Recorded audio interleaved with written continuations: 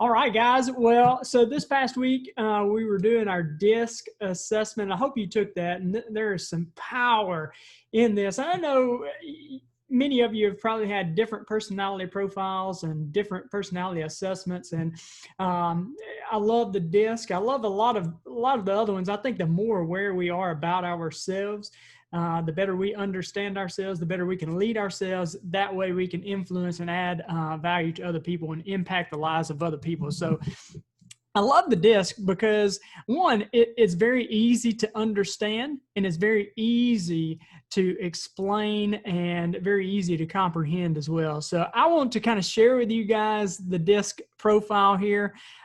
Give you a basic understanding of it, but more important than that, how you can recognize your strengths and your weaknesses to shore up your strengths. And then more importantly than that, how do you use this information to add value to other people? See, we all can communicate, right? And as we're growing in our leadership is influence. And as we're growing in that influence and adding value to other people, we need to be able to come around to their side and understand them so we can add the most value to them. And most people like to communicate in order to do that. And really, it's the connection part that we really need to be able to do, and understanding people, understanding them on a deeper level so we can influence them in a positive way. This world is in need of leaders with a pure heart, with a pure conscience that are full of faith to be leading at high levels. And in order to do that, we need to understand other people. So everybody can communicate. Everybody can, but not everybody knows how to connect. And in this, I want to show you how to do that. And there is a big difference. I love to tell this story because it shows an example of how we all communicate, but not everybody connects. Most of you know that we've got 3 small kids, and probably about a year ago, we were leaving church and we were going to go get something to eat. And we've got 3 small kids. They're all under the age of 9. And if you've got small kids, you know, on a Sunday, you do not want to go into a restaurant, and that restaurant does not want you in there because them kids about to make a mess, right? So we're looking for a drive-through restaurant, and I'm driving, and our kids are behind us, and I look in the rearview mirror and I say, "Hey kids, what y'all want for lunch?" And our middle child, our daughter, she's sitting right behind me in her little car seat, and she pops up and she says, "I want Tellini's." And I look over at my wife and I say, "Man, I like Tellini's. I like their salad, but doggone, we eat there like every Sunday, right? I would rather have this other place."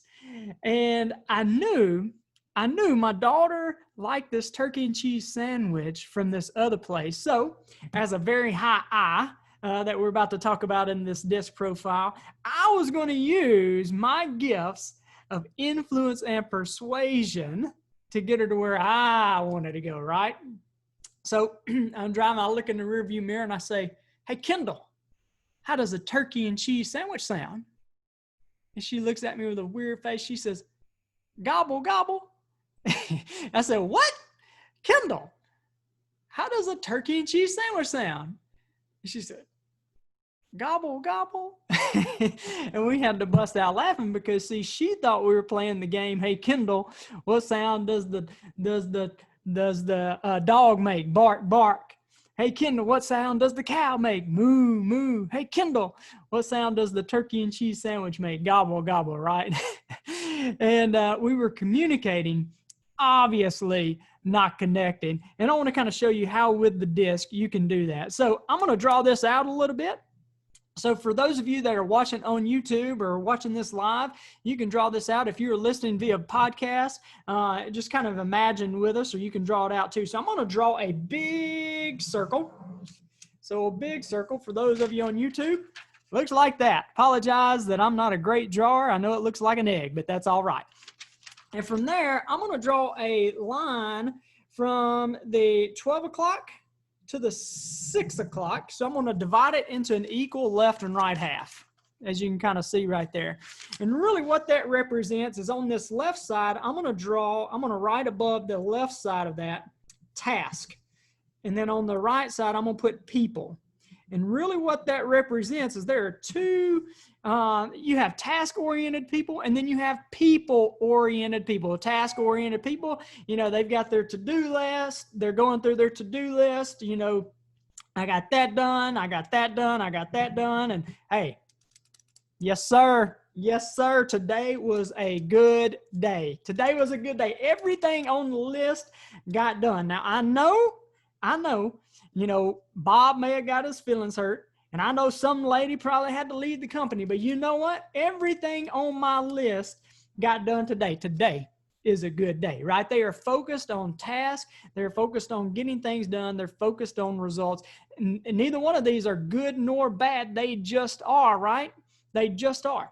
People-oriented people are more focused on the thoughts and the feelings and the opinions of other people, right? So they've got their to-do list. They've checking it off. Got that, got that, got that, got that. Everything on the list got done. I guess it's a good day, right? But, I mean, poor Bob, man, that guy got his feelings hurt. And old Sally, I mean, she had to leave the company. I'm all about getting stuff done, but man, what about the people, right? So you got task-oriented people, people-oriented people. Again, neither one's good nor bad. They just are, and they are very different. And we need both, right? Many of you know for a while, my wife and I had a physical therapy clinic. Had two physical therapy clinics, and one of those clinics, you have a receptionist, right? And many of you know a receptionist, that is the very first face you see. That is the very first voice you hear when you call. That is a very vital role, right? And we had an awesome receptionist. But she got an opportunity to move up. That was great for her and her family. And she took a position somewhere else, and that was great for her. But it really left us with a hole to fill, really a void to fill. So we started looking for somebody. We knew we needed somebody that was good at medical billing and those kind of things. And we found this lady that was highly recommended. She had a ton of billing experience. Resume looked good. She did a great job in her interview. And then, so we hired her. And several months in, I'm in the gym. I'm working with the patients, and I hear her in the office talking on the phone. And, there's something about that tone of voice that I didn't really like. The way she was talking to the person on the other end of the phone, I was like, there's something not good about that. And I take her to the side, and, Sally, we'll call her Sally. I said, Sally, what's going on? You were talking to them on the phone. It's kind of rude. It's kind of mean. What's the deal? She said, I can't stand these people. I said, can't stand these people. That's a problem. I said, what do you mean you can't stand these people? What kind of people can you not stand? Do you not like tall people? You don't like short people? You don't like people with blonde hair, blue eyes? What kind of people do you not like? And she said, I can't stand any of these people. They all drive me crazy. I can't stand these people. And huge issue, huge problem. Here's the deal. We had a task-oriented individual in a very people-oriented position on our bus, right? She was a great, Sally. She was a great person. She was great at the task, but she was not a people-oriented person. We had her on the wrong seat, on the wrong bus, and her seat, we did not have an opening on our bus, so we had to allow her to pursue other opportunities, if you know what I mean. So you got task-oriented people, people-oriented people. Neither one's good nor bad. They just are. All right. So let's go back to our drawing here. Now I'm going to draw a line from the 9 o'clock to the 3 o'clock. You can kind of see that on the piece of paper if you're watching on YouTube or live here. Now we've got an equal top half and an equal bottom half, right? And I'm going to say this top half is outgoing, and then the bottom half is introverted, right? Is more reserved, right? So top half, outgoing. Those are your extroverted people. They like to be out and about. They don't mind talking to people if they're standing at an elevator, and they're not worried if somebody's on the other side. If there is somebody on the other side, they step into the elevator, they may make some small talk or crack some lame joke about how the weather is, right? They don't mind talking. The reserved people, the more introverted people, they would rather stay to themselves. If they're getting on an elevator, they're hoping there's not somebody on the other side, right? And if there is, they get in there, they mash their little button, they're looking down at their shoes. They're kind of looking at the button, man, how much longer is this going to take? Hoping they don't have to talk to the person beside them, right? So you got outgoing and reserved. Again, neither one is good nor bad. They just are. So if you've kind of drawn this out here, you can see we have a kind of a diagram, and really we have a pie. And there's 4 quadrants here. And I'm going to go ahead and put the D, I, S, and C in there. And then we're going to come back and talk a little more in depth about each one of these. And then how the strengths and some of the weaknesses of those. And then how do you lead and communicate with each one of these different styles, okay? So in the top left corner, I'm going to put a D, and that stands for dominant. And if you're looking at your quadrant, you can tell that this is a task-oriented, outgoing individual. From there, I'm going to go to the right, and I'm going to put an I, and that's our inspiring people. And if you're looking at your quadrant, this is outgoing, people-oriented individuals, okay? And I'm going to go down from the I, and I'm going to, so we're now looking at the bottom right, I'm going to put an S for supportive. And that is, if you're looking at your quadrant, a reserved, people-oriented individual. And then our last quadrant there is a C. That's cautious. And as you can see, it's a task-oriented, reserved individual. And I'm going to jump into each one of these, kind of give us a more in-depth. For those of you that have taken the DISC profile in our Legacy Builders, you can pull up your profile, and I'm going to kind of go through mine to help you gain a better understanding of this. For those of you listening that may have not ever taken the DISC, you can find some online that are free. But if you want an in-depth one that tells, I mean, all about you to gain a huge understanding of you, but not only you, of other people as well, reach out to me, and we can get you a link to set up a full 31-page DISC assessment for you. So I'm going to share my screen here with you guys, and I'm going to pull up my profile as we kind of explain this to you. Okay, so bear with me there as I share my screen. I'm going to get this out the way, and I'm going to maximize that, and then I'm going to minimize that, and there we go. Okay, so all right, so let's start with the D. The D, that is the dominant personality. As we said, a D-type personality. A D-type personality is task-oriented and outgoing individual. Some of their characteristics is they are direct, they're very decisive, they have a very high ego strength, they're good problem solvers, they're good risk takers, they're a self-starter, right? This is a natural born leader. They're confident.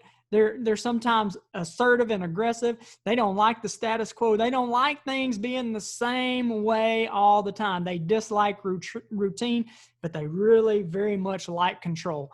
What this D does is it really measures the decision-making of people. You know, people with a higher D type personality, they like to decide. They like the decision. They want the ball in their court. And the lower the D, if you're looking at your DISC profile, some of you guys that have gone through this and have your assessment, the lower your D, what that does is really indicates you like to avoid decision making, right? And as you communicate with people like this, you want to be very, very brief. You don't want to get down. They don't care about all the details, right? They don't want to hear all of that stuff. It's like, don't tell me about the 9 months. Just show me the baby. I don't care about that. Get to the point, right?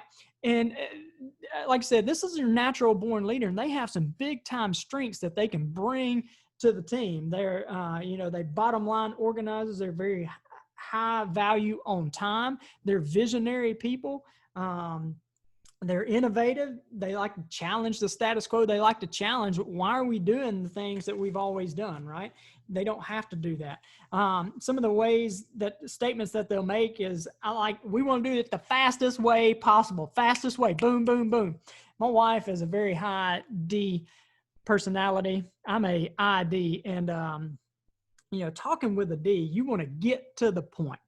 Like I said, they don't want to hear all the fluff. They don't want to hear the backstory. And I love when my wife is talking with my mom, because my mom, y'all, she can take 30 minutes. She can take 30 minutes to say something that can be said in 5 seconds. And it sometimes drives my wife crazy, which is kind of funny for me to watch and see. So, like I said, a D has a very high value. There's some great skills there. This is 3% of the population. Think about that. 3% of the population. Now, with each one of these, there are some strengths and there are also some weaknesses. You know, some of the weaknesses of a D is sometimes they have a tendency to overstep their authority. They like control, right? That's one of their big motivators is control. And sometimes they can step over that. They have a very argumentative attitude. They dislike routine. Maybe sometimes they have a tendency to attempt too much at one time. Each one of these also has a fear. And here's the deal. A D, their greatest fear is being taken advantage of. That's a D's greatest fear, is to be taken advantage of. And the way you take advantage of a D is you said you were going to do something and you didn't get it done. They allowed you to have a little bit of control and you didn't get it done, or you didn't get it done in the way that they like it to be done, right? So if you're communicating with this type of individual, they don't want the fluff. Again, they don't like the backstory. So get to the point, stay focused on the results, not necessarily the process. Don't share all the details. If you want, they're great, right? Like I said, they're great at making decisions. Don't share the process with them. Don't give them too many steps. Give them 2 or 3 options and let them decide, right? Great decision makers. Here's the thing about them too, is they thrive in chaos, in stressful situations. They're great in that. One of the problems there though, is if there's not chaos or there's not stress or strain, they like to create chaos and stress. So if you are a D, right? Like I said, I'm a very high D. Here's some areas of growth for you. As a D, you may want to strive to be a better active listener. An active listener. Again, my wife and I have had this conversation before. She's a very high D. I am as well. But we'll be talking, and in the middle of the conversation, she'll start talking about, I don't know, something out of the window, right? If we're driving down the road, and she says she's listening, and I understand her because I do the same thing. But if you are a D, you may be listening, but when you do stuff like that, it tells the other person that's talking that you're not paying attention. That's what it comes across. You may actually be listening. So if you want to grow and if you want to add value to people, give them your time and your attention. So work on your active listening. Be attentive to other team members' ideas. You don't have a monopoly on all the ideas, right? Sometimes as Ds, we tend to think we have all the ideas, but you don't have the monopoly on ideas, right? Be less controlling and domineering. That is an area of growth for me. I like the ball to be in my court. I'm very impatient. I don't like waiting on people, but allowing and empowering other people gives them room for growth as well. So develop a greater appreciation for the opinions and feelings and desires of other people. That's a heart issue. These are loving people, right? But sometimes it tend to focus on the results and be driven by results. That's actually a key motivator. So think about that. Put more energy into your personal relationships. Show more support. Take time to explain the whys. As Ds, we tend to live in visionary land, right? We're focused on the results and the big picture. And a lot of times our failures in leadership as a D is that we don't explain to the other members of our team the why and the how, because we don't really care about the why and the how. We want to focus on the results. But for them, it's easier. The last one, if you are a D, an area of growth may be to be more friendly in your approach. Sometimes high Ds can come off as calloused or cold. Just be a little more friendly in your approach. If you are I said this is a natural born leader. I get this question a lot is, do you have to be a D to be a leader? And the answer is absolutely not. You do not have to be a D. And I can, or you don't have to be a D to be a leader. And I can be a great leader. And S can be a great leader. Or C can be a great leader, because leadership is influence. And there may be some natural skills that come along with leadership, but leadership is developed and grown. You have gifts and talents and abilities. You have strengths that you can bring out. And the key is to recognize those strengths and then fill in the gaps with some of these other ones that can help you. So, all right, that's the D, 3% of the population. Let's go over to the I's now. The I's, these are my people. I said I'm a D, I'm an I, but I'm off the chart I. I'm a high I D. So they're influential. They're inspiring. They've got a best friend every single place they go. They're very enthusiastic. You can trust them. They're optimistic. They are talkative. They are the communicators, right? I got a friend, go to church with him. I saw his wife at church, and I said, hey, where's Bob? And the wife said, I don't know. He's probably out talking to a brick wall somewhere, right? He could talk to anybody. He's a very high I personality. They can communicate with anybody, right? They've got a best friend everywhere they go. They go to Walmart, and now they're best friends with the greeter guy, right? But they have a tendency to be very impulsive. They have a tendency to be very emotional, and sometimes talk too much, but they're very fun to be around. They're great communicators, right? Some of the value that they bring to the team, they are creative, right? These people are some innovative people. They have ideas. As an I man, we have ideas every minute, and I haven't found an idea I did not love, right?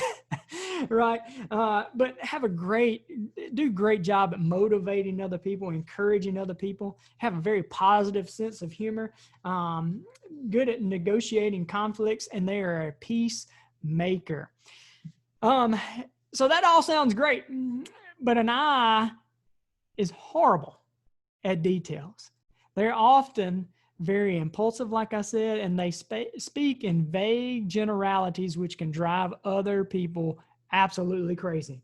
So some of the possible weaknesses of an I is they have a tendency to be more concerned about their popularity than actual results.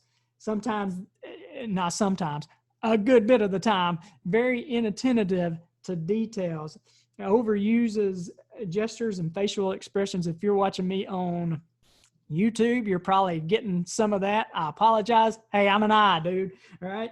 But tends to listen only when it's convenient. And that is a very, for a D and an I, that very much room for growth.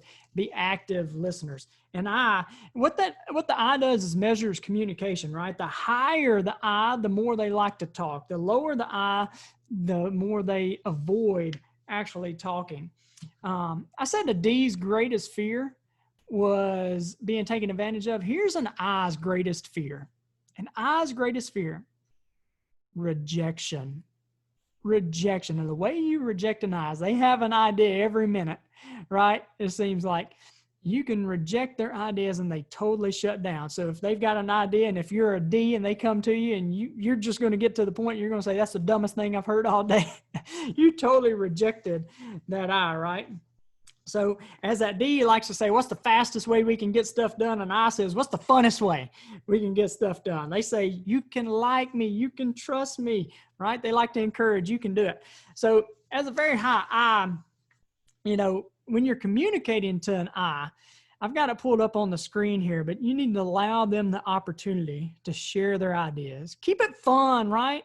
Don't be a fuddy-duddy. Put a smile on your face and you can say pretty much anything you want to. Put a smile on your face, take your tone up a notch, and you can say anything. You can say, hey, Cory, hey, man, we're going to go to the grocery store. We're going to go up and down the aisles. We're going to get some milk and bread and bananas. It's going to be great. Do you want to go? Heck yeah, I'm all in. That sounds like fun, right?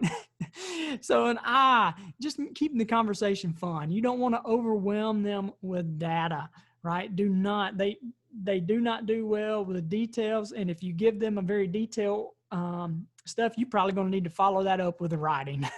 You're going to need to send them an email with that and expect to follow up with them pretty soon to keep them on task. You're going to provide short, concise information in a friendly way. as an I, if you are an I, here's some areas of growth for you, okay? And this is areas of growth for me. So when making the decision, try to weigh the pros and cons. You know, maybe you have to do the little chart where here's my pros and here's my cons, but be less impulsive, right?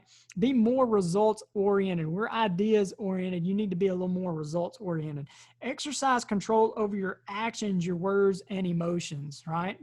That's something we've got to take control over. Focus more on details and facts. You know, you don't have to stay in that all the time. I know you don't like it if you're an I, but you need to focus on a little bit more. Remember to slow down your pace for other team members. These are very high, energetic people, and kind of slow down, especially if you are a leader. Don't run too far out in front of your people. Lead them, right? Another area is to talk less and to listen more. Consider and evaluate ideas of other team members. Just like the D and the I, they are very visionary people and tendency to think they have a monopoly on ideas. Both of them do, but kind of listen into the ideas of other people. Concentrate on follow through with tasks. They are great starters, not very good in the middle. They can start and end well, but it's that middle part right there. Put a little more emphasis on that middle section right there. And this is 11% of the population. Okay.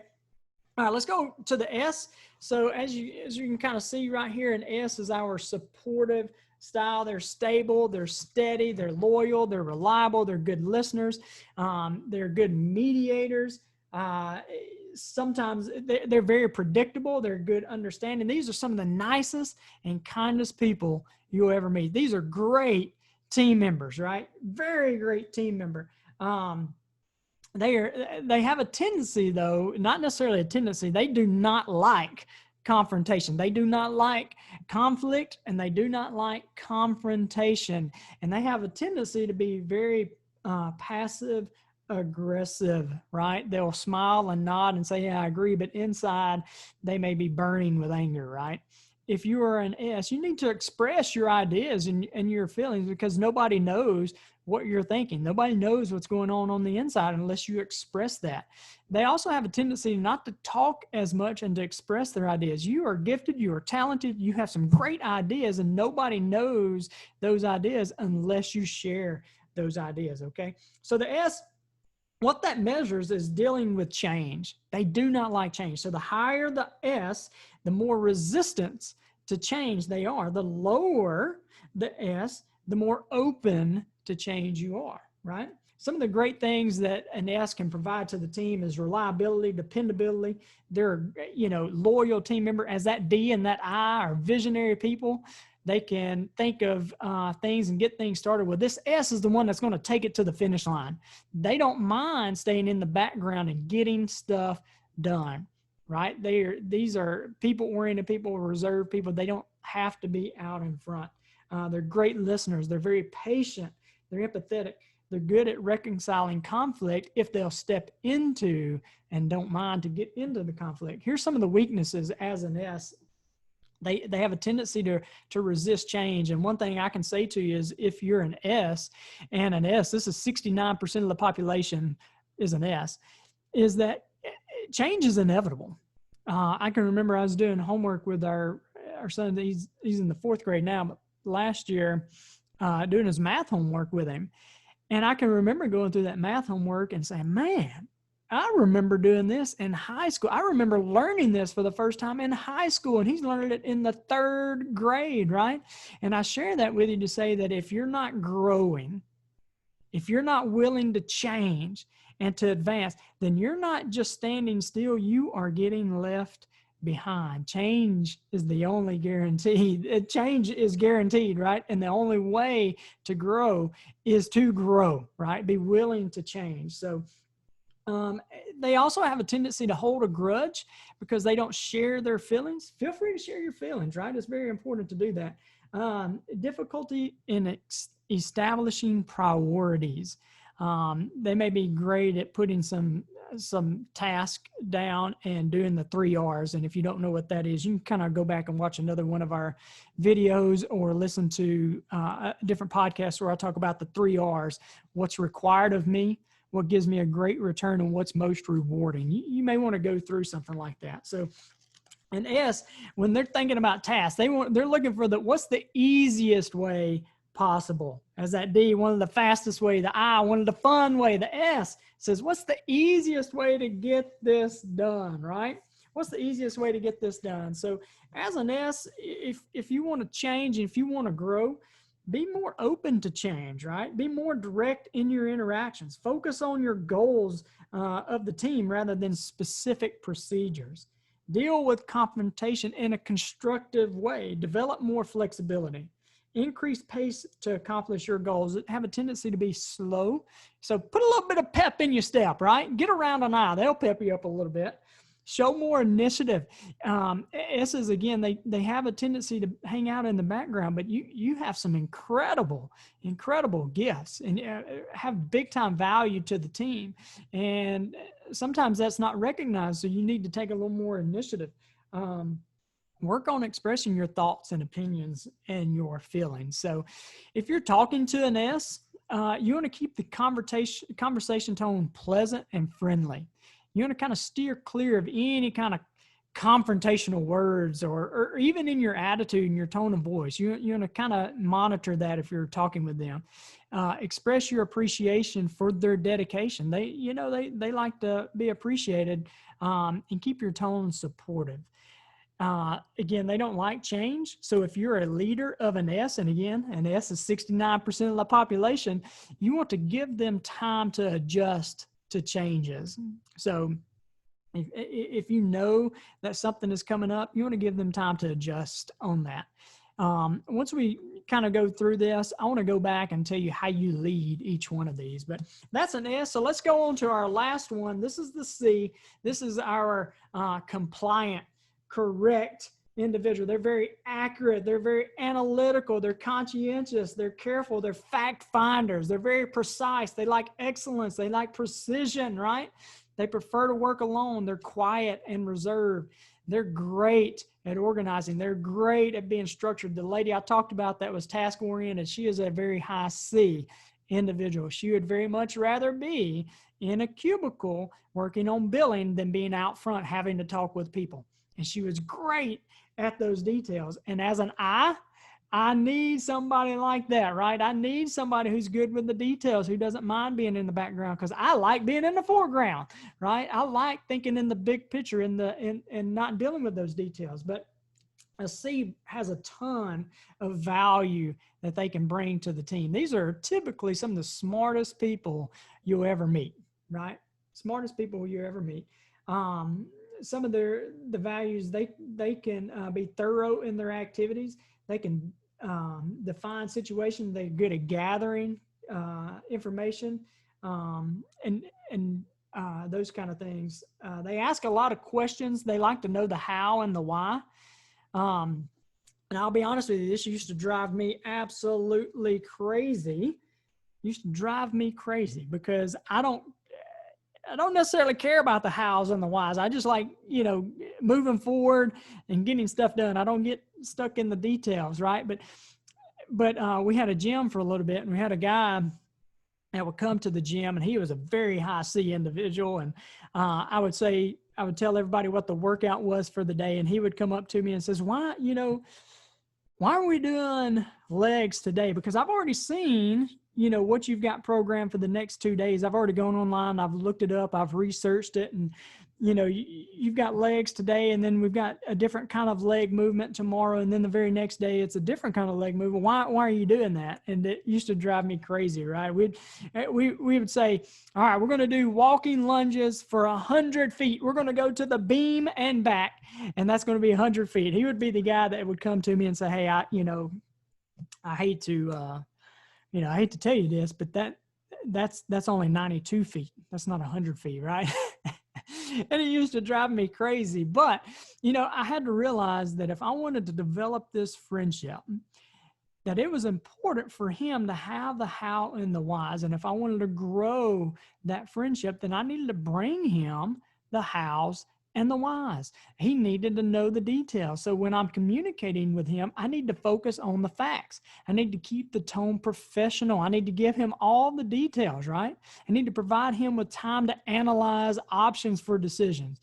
And a lot of times as leaders, we see they're asking all these questions as questioning us as leaders, but really their questions are to help them in processing information to gather the facts, right?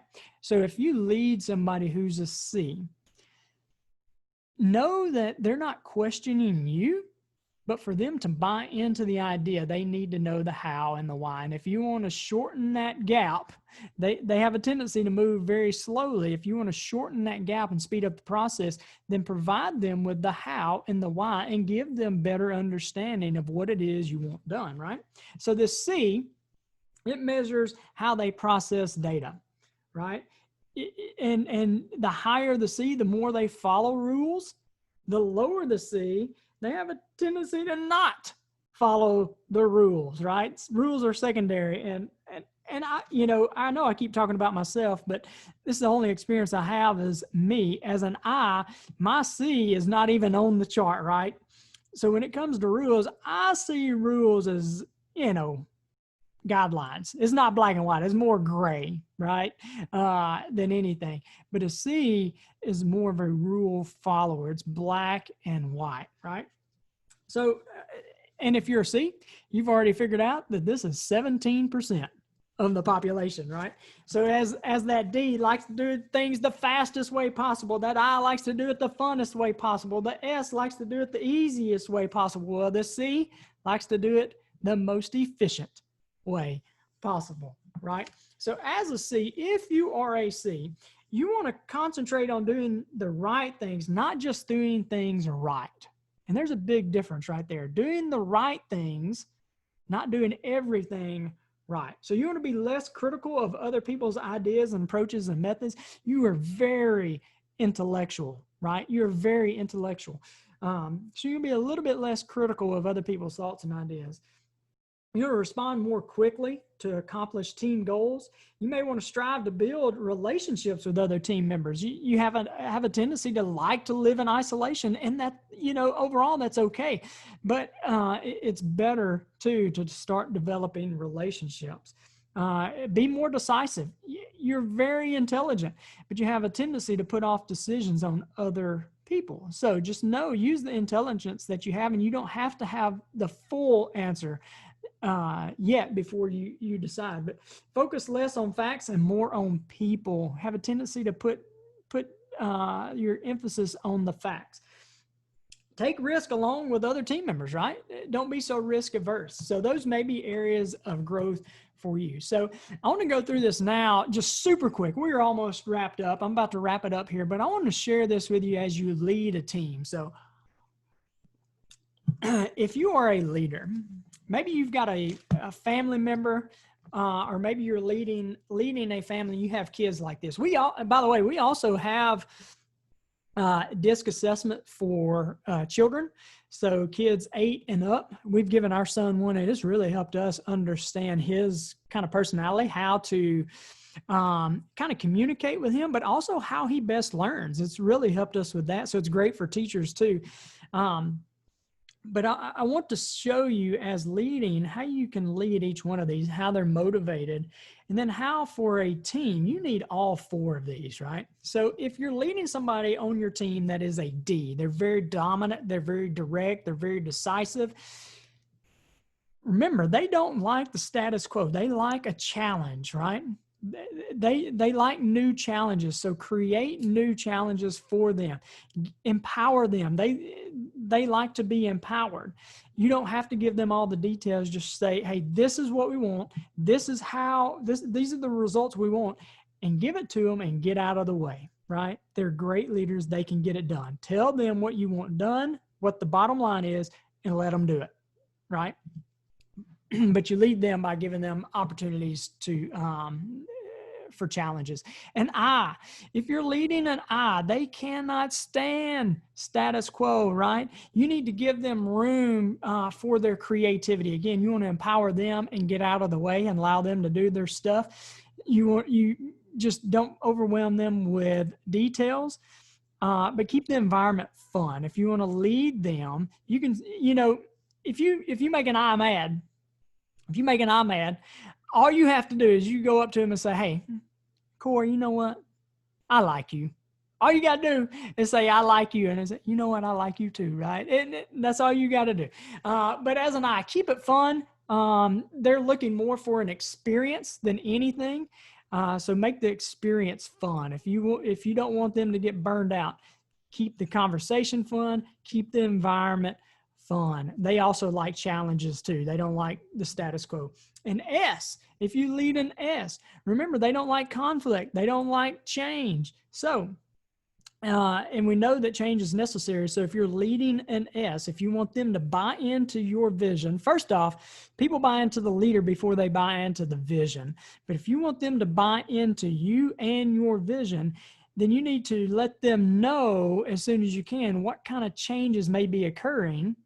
And to help them, if you help them see how change is going to provide them what they truly desire, which is safety and security and stability, then they'll buy into the vision. As a C, if you're leading a C, you want to give them all the facts and the details. As that D doesn't care anything about the facts and details, or that C does, you want to give them that information. As that D and that I, you just say, here's what we want, here's the results that we want, go to town. Well, that C, you're going to need to bring them all the, the hows and the whys and those kind of things for them to buy in. These are all very different. But as a team, this is a very powerful, powerful team if they understand each other. If they do not understand each other, this I and this C will conflict every time, because an I speaks in vague generalities, a C wants exact answers. An I likes to have fun and stay in the clouds. A C likes to stay in the weeds, right? But if they understand each other and they understand the power that each one of them brings to the team, that is a very powerful team. A D and an S is going to conflict, right? A D is going to get right to the point. They're going to say it in a tone that the S may not like, and the S is not going to say anything because they don't like confrontation, and they're just going to harbor that, right? And they're not going to like that D. But if they understand each other and communicate, that is a very powerful team. So I wanted to share that with you guys. I hope that has helped to make a little bit of sense. This is also powerful for families. If you and your spouse can take this kind of stuff and understand each other. For those of you that have taken the full 31-page disc profile, I had mine pulled up right there. There are some great information on there. What I highly recommend is go through there, underline the things that stand out to you that you say, yes, that speaks to me. And then on the back there are some there's some questions there, and it talks about areas for growth and developing a plan. Go through that. Seriously, sit down and go through that. If you need help with that, if you're in the legacy builders, that's what I'm here for, right? I'm here to help you go through that. If you're looking to take this and want to do a debrief with that, reach out to me and we can set that up. But I hope this has added value to you as you go about your day. I hope you go out and you live a life of impact, that you will have a heart and a compassion to serve other people, right? You are leaders of value, and I hope you see the value in other people and the value in all four of these. So thank you guys. I hope y'all have a great day, and God bless.